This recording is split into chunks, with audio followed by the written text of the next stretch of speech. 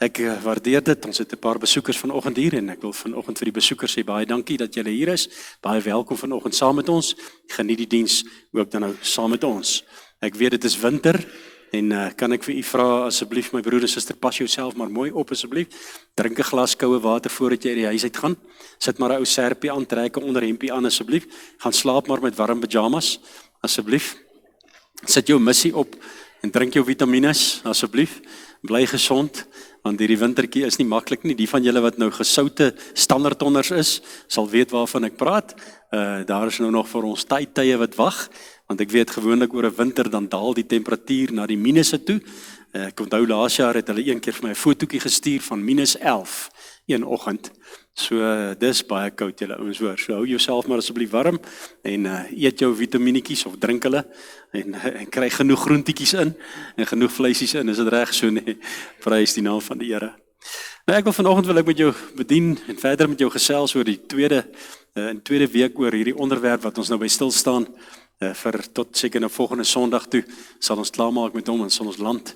Maar ek wil met jou praat oor die kultuur van die koninkryk. Die kultuur van die koninkryk. En kyk my nou asseblief almal in my oë as ek dit vir jou gaan sê.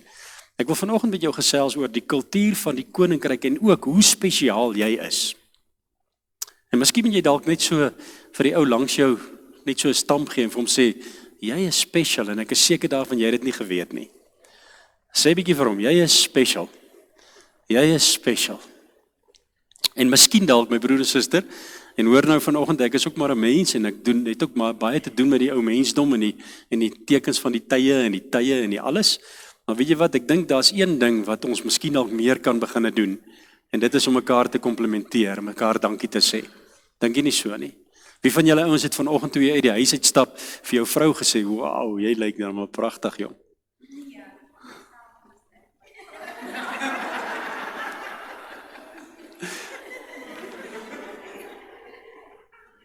Ek dink sy het 'n behoefte, julle ouens, wil iemand nie net vir haar sê nie, asseblief.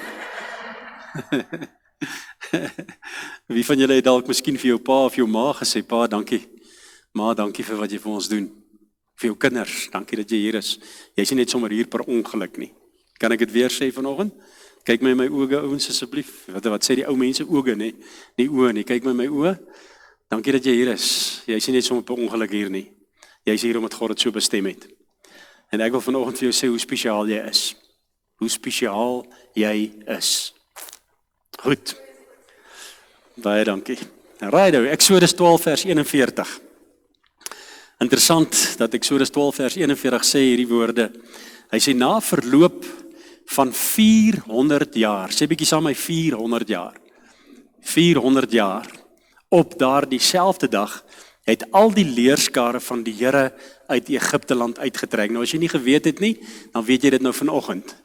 Israel was vir 400 jaar in slawerny in Egipte land. Ouens, weet julle hoe lank en hoe baie is 400 jaar? Ek dink my oupa Grootjie is 400 jaar terug oorlede.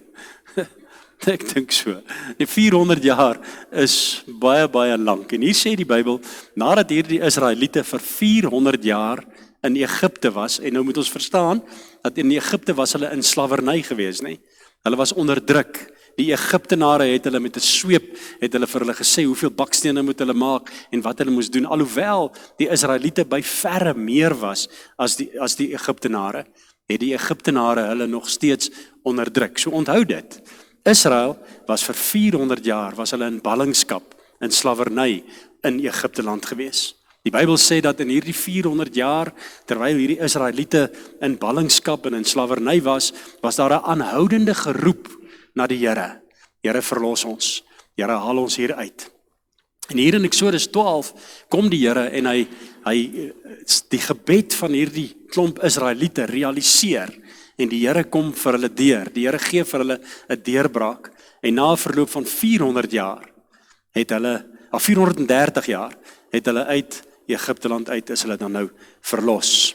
Exodus 12 vers 37 sê, en die kinders van Israel, en luister nou hier is ook 'n belangrike stukkie geskiedenis, die kinders van Israel het van Ramses na Sukkot toe weggetrek, en hoor nou, omtrent 600,000 man te voet, die manne buiten die kinders.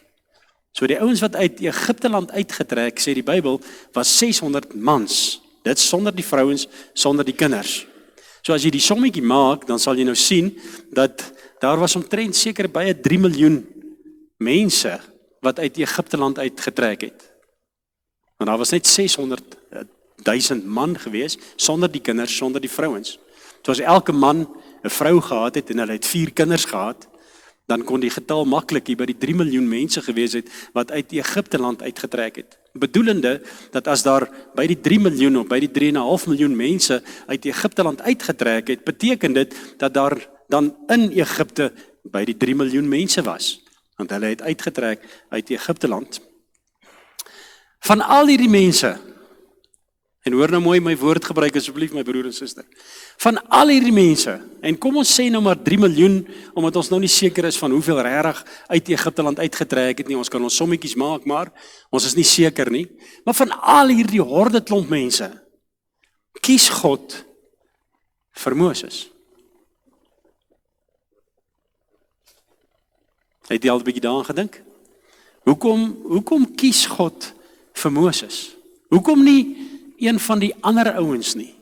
En onthou, daar was nou by die 3,5 miljoen mense gewees. Hoekom kies God uit hierdie lotte, hierdie baie mense? Weet jy dat 3 miljoen mense is by verre meer as wat standaard ons populasie is? By verre meer. So uit al hierdie mense uit al hierdie bevolking uit, kom die Here en hy kies vir Moses om sy volk te gaan haal uit Egipte land uit. Sy volk uit te lei uit Egipte land uit. Hoekom? En ek het myself die vraag afgevra, hoekom? En dis hoekom ek vanoggend met jou wil gesels.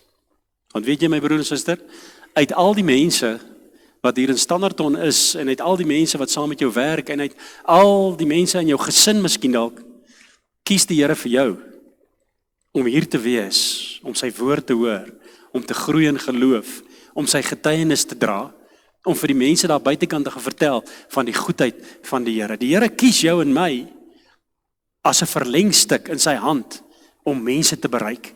En moet dit nooit uit oog uit verlaat nie. Dat dinge wat met jou en met my gebeur, is God se werkinge tot ons en in ons, sodat hy deur ons kan werk. En dit maak jou en my baie spesiaal. Maar God kies vir Moses om dan nou die volk uit Egipte land uit te lei. En die rede vir dit staan, en moet ek 'n bietjie terug reverse nou, van Exodus 12 af, moet ons nou terug reverse na Exodus 2 toe. Die Bybel sê, dat Farao se dogter het vir Moses aangeneem as haar eie kind. En dit staan in Exodus 2 vers 10. En hoe dit gebeur het, en luister gou na hierdie stukkie geskiedenis, my broer en suster, ek wil vanoggend vir jou sê, God maak nie 'n fout nie. God maak nie 'n fout nie. Maar luister 'n bietjie na hierdie stukkie geskiedenis. Op hierdie stadium van Moses se lewe was hy maar 'n ou pap babietjie, en ons ken die verhaal, ons het dit geleer in die sonnaarskool, van sy ma wat vir hom 'n ou wiegie vleg, en van daar op die Nyl sit, en hierdie wiegie kind binne in hierdie wiegie, en hierdie dryf af, en ewe skielik hier kom die diensmaagde, die diensmeisies, en hulle sien hierdie babietjie binne in hierdie wiegie ding wat gevleg is, en op daai stadium, ek weet nie of jy dit geweet het nie, maar op daai stadium werk Moses se ouer sussie, en ek wonder of julle geweet het wat is haar naam? Miriam. Op daai stadium werk Miriam vir Farao se dogter. Hoe amazing. Hoe amazing. En hierdie Farao se dogter sien nou hierdie ou babietjie wat hier so op die Nyl dryf, en Miriam vra vir hierdie Farao se dogter, want sy ontferm haar toe oor die ou babietjie, sies tog. Kom ons haal hom hier uit, kom ons vat hom vir my, kom ek maak hom groot. En Miriam sien die gap. En miskien dalk kan jy ietsie hoor wat ek vanoggend sê, my broer en suster, baie keer moet ek en jy so sensitief wees vir die Heilige Gees, dat ons die gap sien. Dat ons die gap kan sien om in te tree. En die Bybel sê daar, en ek gaan dit vir jou lees in Exodus 2 vers 7 tot 8. Toe sê sy suster, dis nou Moses se sussie, Miriam, toe sê sy suster aan die dogter van Farao, sal ek vir u 'n pleegmoeder uit die Hebreëse vroue gaan roep, dat sy vir die seentjie kan soog. Interessant, né? Miriam vra nou vir Farao se dogter, hoorie, kan ek nie een van die Joodse vroutjies gaan haal om hierdie kind groot te maak nie? En dit klink vir hierdie Farao se dogter na 'n baie goeie idee. Wow, okay, dit sal great wees. En Farao se dogter antwoord haar, ja, gaan haal vir ons 'n dame uit hierdie 3 miljoen mense uit, gaan haal iemand om hierdie kindjie groot te maak, en hoor hierso, en as jy nou nie gaan amen sê nie, gaan ek jou skop.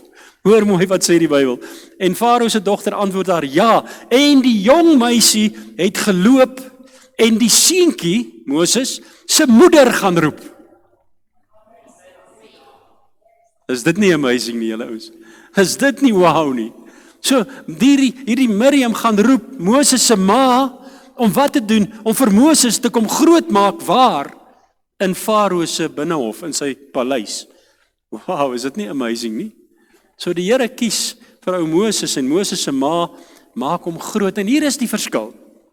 Ek glo met my hele hart, dis die rede hoekom God vir Moses gekies het. Want, onthou nou, Moses se ma maak nou vir Moses groot in die paleis.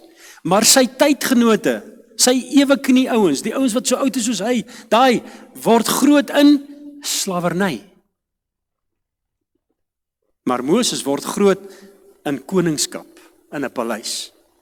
En kan ek dit met soveel woorde sê vanoggend vir jou, dat Moses word groot met 'n ander mentaliteit, met 'n ander kultuur. Hy word groot, die opvoeding vir Moses is anders binne in die paleis as binne in slawerny. Ek hoop jy hoor iets vanmôre, my broer en suster. Hy word groot, Moses, met 'n koninkrykskultuur en nie met 'n slawekultuur nie.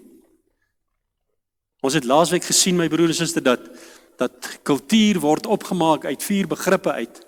En die kultuur word opgemaak uit hierdie 4 begrippe: ons waardes, ons geloof, ons simbole en ook ons norms. Nou as jy hierdie 4 goed moet vat en dit tuis bring hierso by ons storie van Moses, dan kan jy agterkom dat Moses word groot met ander waardes.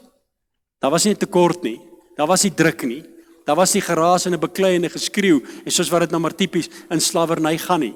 Maar Moses word groot in die koning se paleis met ander waardes. En God het dit so bestem. Ek glo met my hele hart dat God het dit so bestem, want hoor my woord gebruik vanoggend, my broer en suster, en ek hoor jy hoor ietsie wat ek vanoggend sê, dat Moses word groot met 'n koningsmentaliteit en nie met 'n slawe mentaliteit nie. En vir 'n slaaf om uit sy slawerny uitgelei te word, het jy nie 'n slaaf nodig nie. Jy het 'n koning nodig. En dis hoekom God dit so bestem. En God kies vir Moses om die slawe, wat nou die Israeliete was op daai stadium, uit hulle slawerny uit te lei, om dan uiteindelik vry te wees van hulle slawerny. Kan jy amen sê op dit asseblief, my broer en suster? Is dit 'n wow storie? Moses se ma maak hom groot in die koninkryk van Farao. Hy word groter met 'n ander mentaliteit, met 'n koninkryksmentaliteit en nie met 'n slawe mentaliteit nie. Dit bring my by 'n gedagte vanoggend, en ek wil jou in jou oë kyk.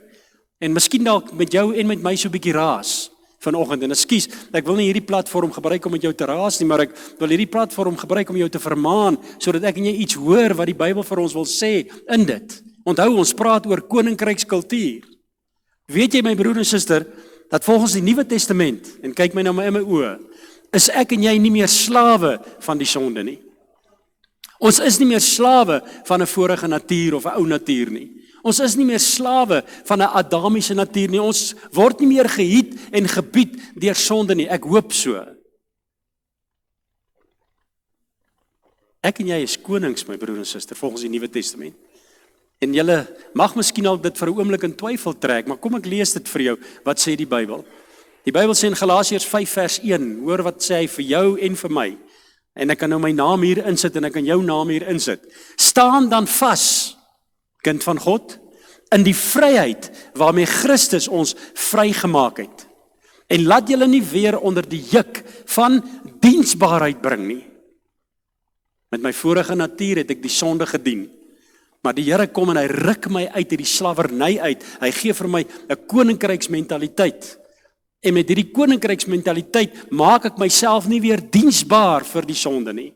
Want die Here Jesus Christus het my uit slawerny uit, het hy my verlos. Hoor wat sê Kolossense 1 vers 13. Kolossense 1 vers 13 sê, hy wat ons verlos het uit die mag van die duisternis en ons oorgebring het in die koninkryk van die seun van sy liefde. Jesus het jou en my verlos vanuit 'n vorige milieu, en ons noem dit 'n slawe mentaliteit, 'n slawerny waarin ek en jy vasgevang was, as gevolg van ons Adamiese natuur. En in hierdie koninkryk, en miskien moet ek dalk eers dit sê, my broer en suster, is dit nie vir jou die amazing gedagte om te weet vanoggend dat jy hoef nie meer gebukken te gaan en gedikteer te word deur die sonde van die verlede nie. Jy hoef nie eers meer aangekla te word daaroor nie, want jy het 'n koninkryksmentaliteit, 'n koningsmentaliteit. Jy is nie meer 'n slaaf nie. Die Here het jou uit slawerny uitgered en het jou oorgebring, en hoor wat sê die Bybel, in die koninkryk van die seun van sy liefde. So ek en jy is nie meer in die koninkryk van die bose. As jy 1 Korintiërs 4 vers 4 lees, dan sien jy dat die Bybel sê daarso dat die duiwel het 'n koninkryk, die koninkryk van die bose. Maar die Here het gekom en hy het my vrygemaak van dit. Hy het my verlos, hy het my oorgebring in die koninkryk van die seun van sy liefde. Daarom, my broer en suster, laasweek het ek dit vir jou gesê, dat as kind van God, het ons nie meer 'n boerekultuur nie, of 'n Zulu kultuur, of 'n Xhosa kultuur, of 'n Indiër kultuur, en noem hulle nou maar, daar's hoeveel kulture in die wêreld. As kind van God, moet ek en jy die koninkrykskultuur najag. Ons moet die koninkrykskultuur moet ons beoefen en ons beywer om dit te gryp en dit te bekom. En ek wil die vraag vra vanoggend. Wat is die kanse dat jy skouers skuur of dat miskien dalk jy nog vasgevang is in 'n slawe mentaliteit? 'n Slawe kultuur. Kan ek vanoggend vir jou sê, my broer en suster, kom ons kyk 'n bietjie daarna. As jy 'n slaaf teenoor 'n koning moet vergelyk, dan gaan jy duidelik sien dat daar is 'n verskil. Die koning het inisiatief. Die koning het commonwealth. Die koning stap voor. Die koning maak planne. Maar wat doen 'n slaaf? 'n Slaaf is afhanklik van mense wat vir hom sê wat hy moet doen. 'n Slaaf is afhanklik van, en nou kan ons lekker uitbrei oor dit, my broer en suster. Ons kan so lekker uitbrei. 'n Slaaf, en kom ek sê dit nou sommer kliphard vir jou, my broer en suster, 'n slaaf is afhanklik van iemand anders om by die Here vir hom te gaan hoor. Maar 'n koning gaan na die koning van die konings toe en sê, Here, kom praat U met my. Want as koning in die Nuwe Testament, en priester en profeet in die Nuwe Testament, het ek direkte akses tot God en kan ek by hom hoor, maar 'n slaaf bly afhanklik. 'n Slaaf betel die hele tyd. Ekskuus nou vir hierdie enetjie. 'n Slaaf staan die hele tyd met sy bakhand, gee vir my, want ou Farao moes vir die slawe, moes hy meer hooi en modder, en ek weet nie wat het hulle alles gebruik om sement of stene mee te maak nie, maar Farao moes dit vir hulle gegee het. Maar die oomblik toe hulle uit hierdie slawe mentaliteit is, toe kon hulle dit self verkry en self bekom om dit te kon doen. So daar's 'n verskil tussen slawe mentaliteit en koninkryksmentaliteit. Ek staan vanoggend hier om vir jou te sê, my broer en suster, wat jou spesiaal maak. En ek wil dit sommer uitskreeu en uitbasyn vanoggend. Wat jou spesiaal maak as gevolg van die kruisdood van Jesus Christus en die opstanding van Jesus en die gaan sit aan die regterhand van Jesus. Wat jou en my spesiaal maak. Hy het ons uit slawerny uitgered. Ons is koninkryksmentaliteit mense. En miskien dalk sal dit jou help en sal dit jou loon om die kop skuif te maak en te sê, ek is nie meer 'n slaaf nie. Ek is nie meer 'n sondaar nie. Ek is 'n kind van die Here wat sonde doen af en toe, ja. Maar ek is nie meer 'n slaaf van die sonde nie. En ek gaan nie meer gebukkend gaan onder die veroordeling wat die ou vyand my mee wil veroordeel van die goeders wat ek gister en eergister gedoen het nie. In hierdie koninkryk van die Here, wat ek nou van praat, is daar 'n kultuur. En die Bybel kom dit so duidelik, my broer en suster, Matteus 6 vers 33, en hy sê dat ek en jy moet hierdie koninkryk moet ons soek. Jy het dit al gelees in die Bybel, hy sê dit in Matteus 6:33, soek eers die koninkryk van die Here, en wat hy eintlik daar sê is, soek die kultuur. Die woordjie soek hier is 'n Griekse woordjie by name zeteo, wat beteken ek fokus op dit. Ek fokus nie op die verlede nie, ek fokus nie op dit wat ek nie kan doen nie. En ja, daar's baie dinge wat ons nie kan doen nie, maar ek fokus nie daarop nie. Ek fokus op die koninkryk. En baie van u wat nou hier sit vanoggend mag miskien dalk vir my vra, maar wat is die koninkryk dan? Want jy sien my broers, dit is skies nou vir hierdie enetjie, maar as ek nou vandag vir jou sou vra, ag wil jy my nie kom help soek nie asseblief man, ek het ietsie verloor. Dan gaan jou eerste logiese vraag vir my gaan wees, maar wat het jy verloor en waar het jy dit verloor? Is dit nie so nie? As ek jou sou vra, kom help my soek man, ek het ietsie verloor. Dan gaan jy my vra, maar wat het jy verloor? En waar het jy dit verloor? En dan gaan ek nou vir jou sê, dan vir jy, ek weet nie wat ek verloor het nie man, ek weet ook nie waar ek dit verloor het nie. Dan wonder ek, wat gaan julle van my dink? Miskien gaan julle dan vir my bokse stuur, nê? Ja, ek weet nie wat ek verloor het nie man, ek weet nie waar ek dit verloor het nie, kom help my net soek asseblief. Kom help my net soek, ek weet nie wat ek verloor het nie. Ja, ons lag nou lekker vanoggend en hier binne in ons harte mag ons miskien al, lekker stupid, nee. Ons kan dit miskien al doen. Is dit nie?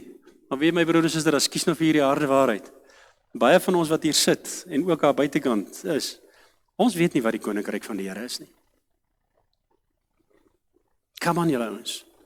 Die Bybel sê soek die koninkryk van God. Maar ek wonder hoeveel van ons weet wat is die koninkryk van die Here? So eintlik wat baie mense doen is, hulle soek vir iets wat hulle nie weet wat dit is nie. Hulle soek vir iets, maar hulle weet nie waar is dit nie. Hulle soek vir 'n ding. Maar hierdie ding kom nooit hulle pad langs nie, want hulle weet nie waarvoor hulle soek nie. En hulle weet nie wat hulle soek nie. Maar die Bybel sê tog vir ons duidelik.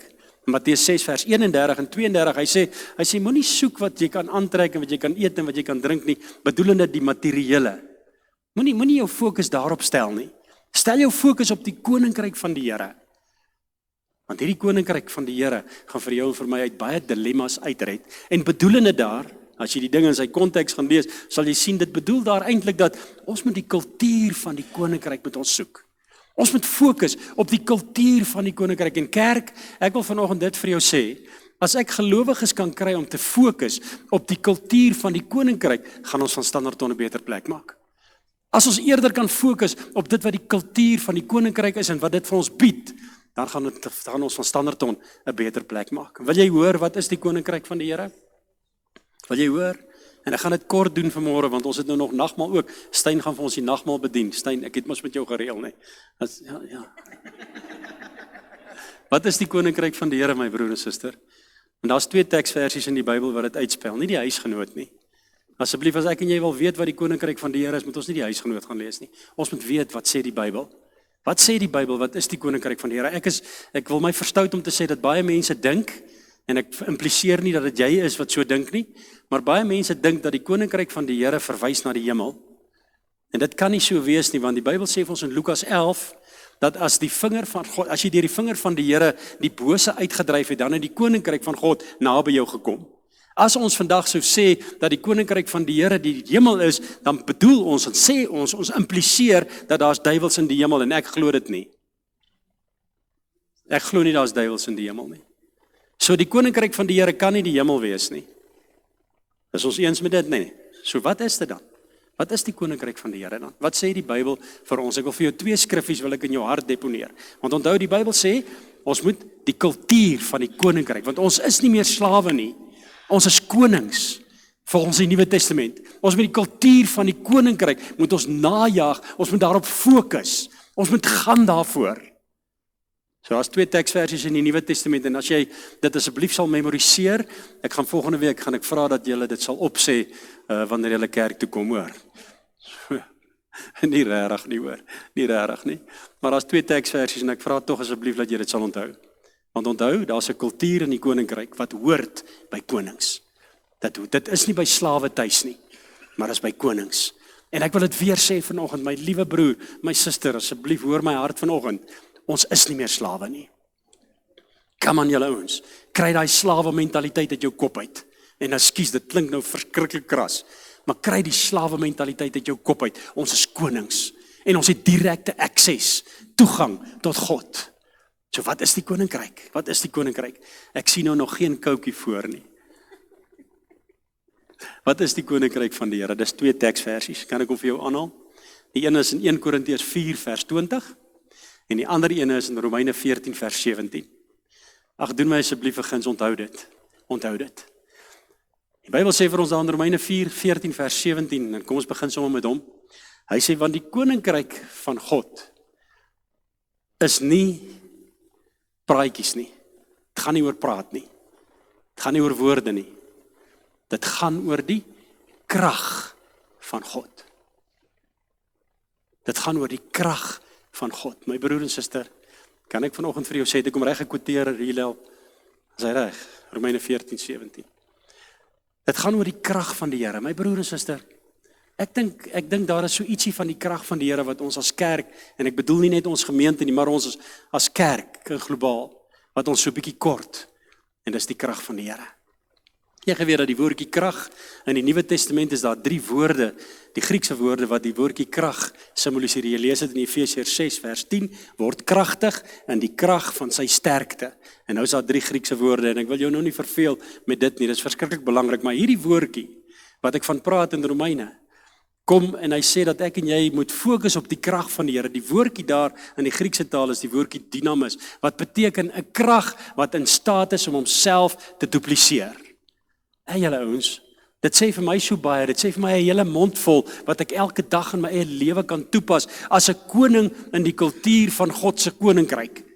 En dit is, ek fokus nie op my eie krag nie, ek fokus op sy krag, dynamis, dit is in staat om homself te dupliseer. Wanneer ek dit nodig het, dan gaan ek na hom toe. Die Bybel sê in 1 Korintiërs 10 vers 13, dat geen versoeking het julle aangegryp, behalwe 'n menslike nie, maar God is getrou, wat nie sal toelaat dat jy bo jou krag te versoek word nie, maar saam met elke versoeking gee hy die krag.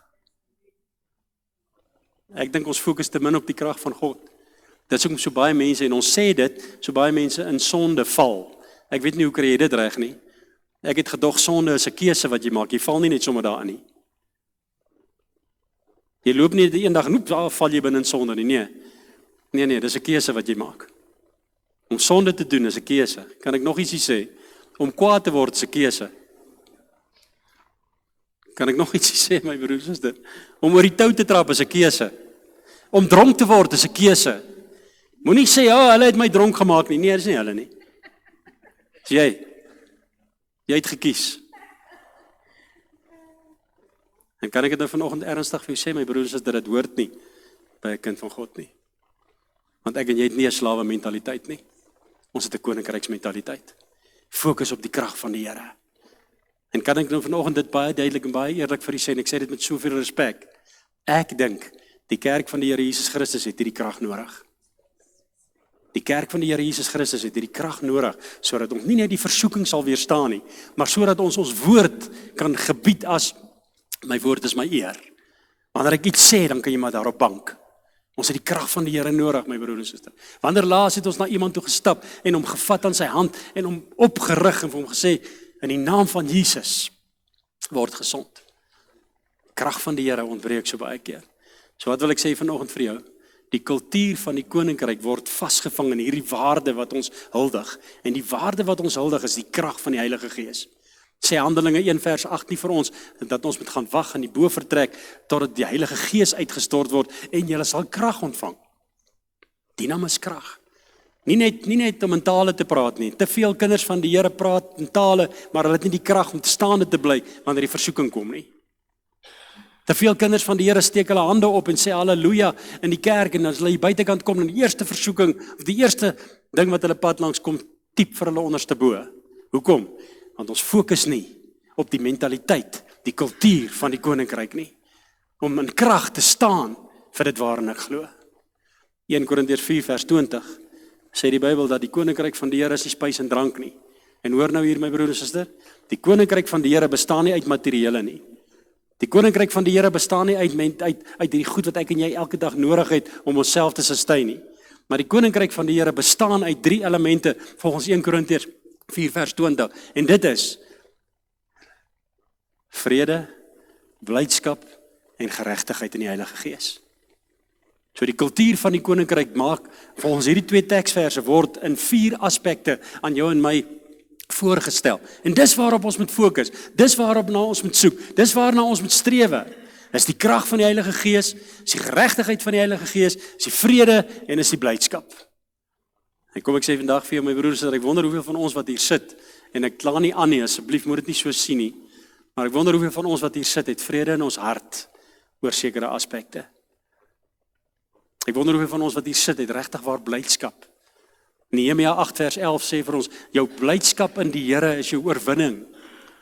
En miskien dalk moet ons vir ons gesigte so 'n bietjie dit begin sê, dat ons 'n bietjie bly word, nie ligsinnig raak nie, maar dat ons bly word. Hoekom? Want ons oorwinning lê in die Here. Dis die kultuur van die koninkryk.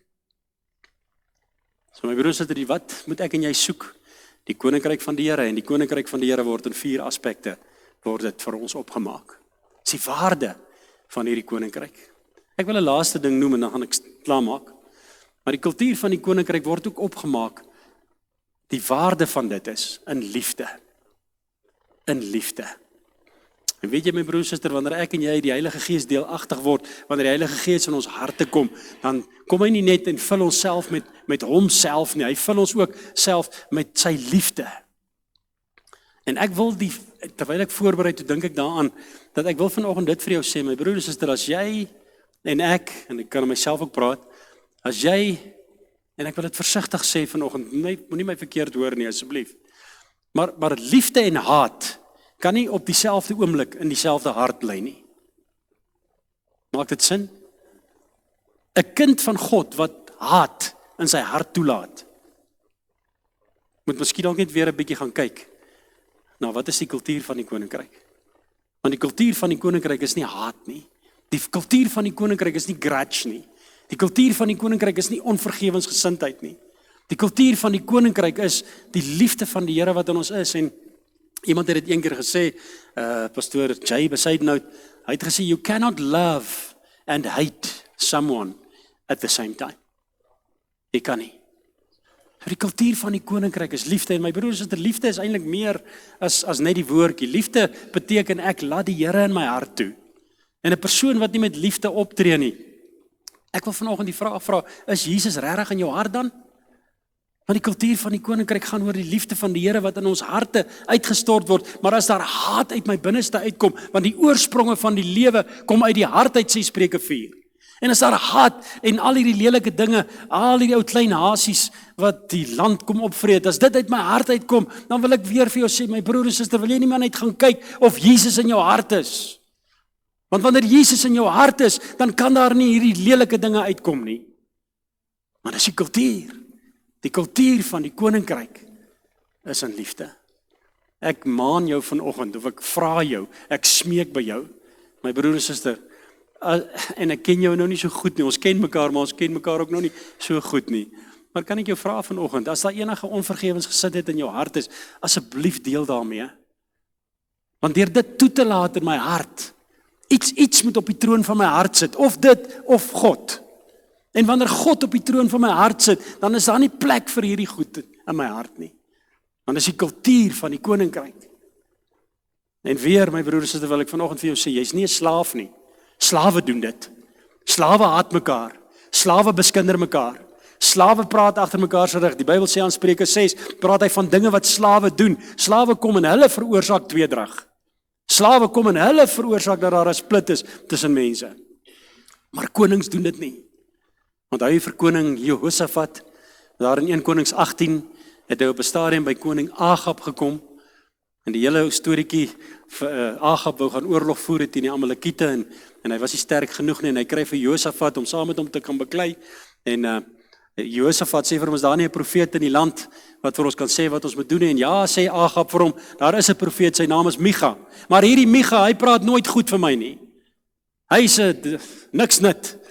En koning Jehosafat sê vir koning Agab hierdie woorde, hy sê vir hom, 'n koning praat nie so nie.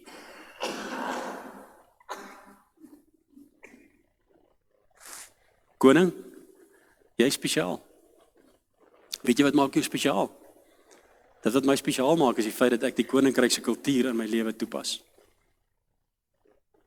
Dit wat my spesiaal maak, is die feit dat daar liefde in my hart is. En kom ek sê vandag vir jou, my broers en susters, ons doen dit miskien ook nie altyd reg nie, maar ons doen dit opreg, want die liefde van die Here is in ons harte. En ek wil jou vanoggend maan, as daar enige iets in jou hart is wat nie koninkrykskultuur gaan demonstreer en laat realiseer nie, deel daarmee vandag. Deel daarmee, so maklik as dit. Mag miskien ook vir my nou maklik klink om dit te sê, so dink jy, maar ek was ook daar. I've been there. Ek weet wat dit is. Ek weet wat dit is om met 'n ding in jou hart te loop teen iemand. Totdat die Here by jou kom en sê, hey kind van God, jy's nie 'n slaaf nie. Jy's 'n koning. Kry dit uit jou hart uit. Want die liefde van die Here word in ons harte uitgestort. So ek maak klaar vanoggend. Jesus Christus het vir jou en vir my gesterf aan die kruis van Golgotha, en hy het sy liggaam en sy bloed en hy het alles vir ons gegee. En in die aand waarin hy verraai is, het hy die brood geneem en gebreek en gesê, neem eet, dis my liggaam. Hey, my broer, my suster, kan ek jou een net groot guns vra asseblief? Moenie so gaan staan nie, kan julle my sien? Daar, so kan julle sien hoe maak ek. Moenie so gaan staan nie. Een voet in die wêreld en een voet in die kerk nie, asseblief. Want was jy nou maar warm, of was jy nou maar koud, sê die Here, maar nou is jy lou. En nou gaan ek jou uit my mond uitspieg, sê die boek van Openbaring 3. So kan ek jou vra vanoggend, as daar iets in jou hart is, kry dit uit jou hart uit. Maak 'n kopskuif, sê wie wat, ek is nie 'n koning nie, en hoe ek nou optree, verteenwoordig nie koninkryksmentaliteit nie. Jy's 'n koning, dis wat jou spesiaal maak. So kry dit in jou hart, die liefde van die Here. En miskien dalk gaan dit van jou verg om vanmiddag iemand te bel, en miskien vanmiddag iemand te sê, hey, sorry man. En dit is nie so maklik nie, ouens. Dit is nie so maklik nie. Miskien dalk verg dit van jou om jou ego te sluk. Want kom ek vir jou vandag 'n ding sê, 'n koning is nie egoïsties nie, maar 'n slaaf is. Vir 'n koning gaan dit nie oor homself nie, maar vir 'n slaaf gaan dit oor alles ek, I, me and myself. Hy verdien dit nie. Gaan nie. Ouens, 'n koning kry die goed uit sy stelsel uit. Stein, baie dankie man.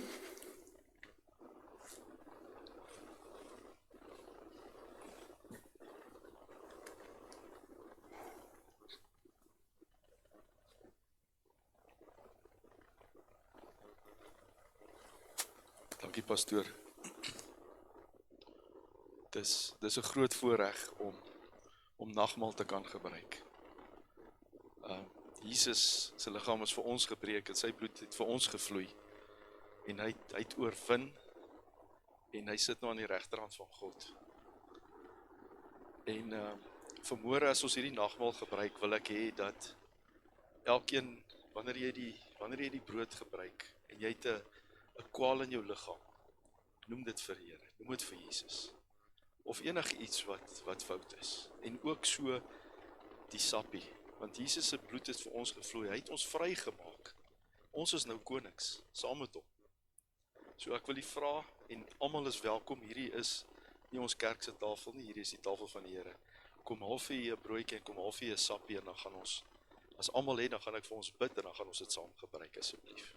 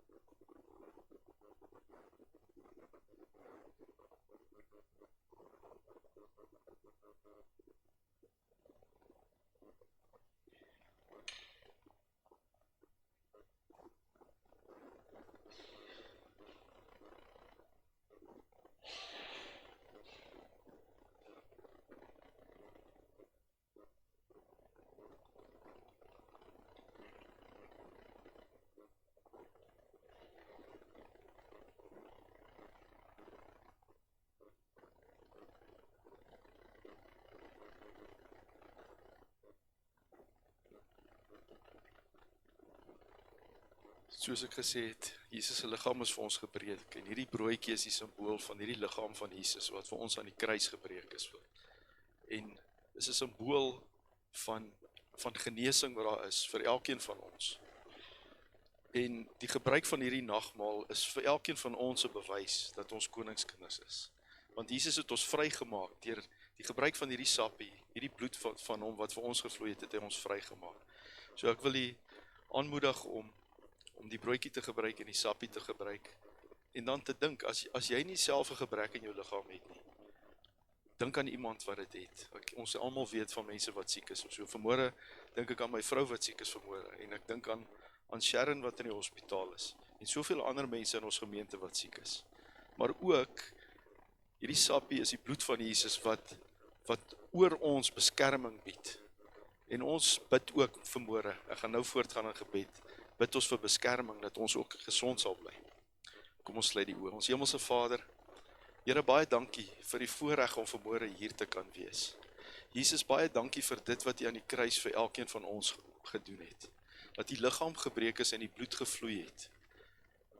Dankie Jesus dat elkeen van ons spesiaal is. Dat U ons konings gemaak het in die koninkryk. Here, hier waar ons nou hierdie nagmaal gebruik, vra ek dat wanneer ons die broodjie gebruik, Here, dat U mense sal genees, Here. Here, daar waar liggame siek is, spreek ons lewe en gesondheid daaroor, Here. En waar ons die sappie gebruik, Here, spreek ek bevryding, Here, van wat ook al mense vashou. Here, dat ons vry sal wees. En ook, Here, beskerming oor elkeen van ons. Ons loof en prys, Here. Dankie vir die liefde en help elkeen van ons, Heilige Gees, kom leef in ons liggame en in ons harte, sodat ons hierdie liefde van Jesus kan uitleef na die mense rondom ons.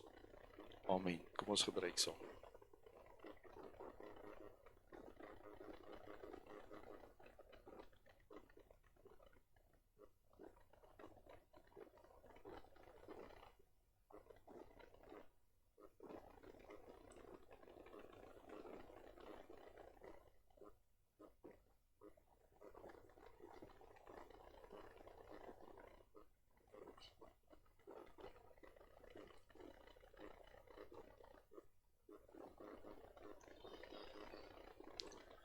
Dankie Jesus.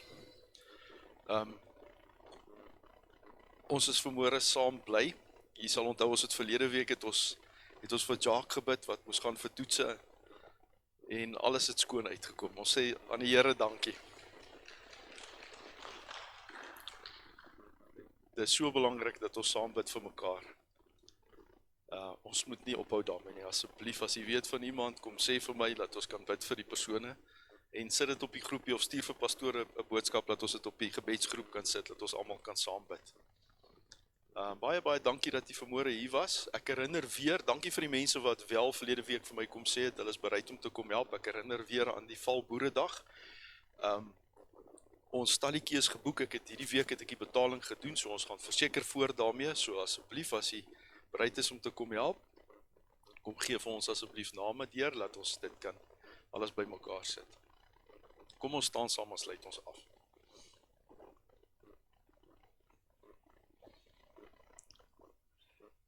Ons Hemelse Vader, baie dankie vir hierdie wonderlike dag.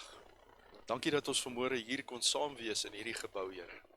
Dankie vir die woord wat U vir ons gebring het, Here. Help ons om dit in ons harte saam te dra in hierdie week wat voorlê en dit uit te leef, Here, dat die mense rondom ons sal sien dat ons koninkrykskultuur het, Here.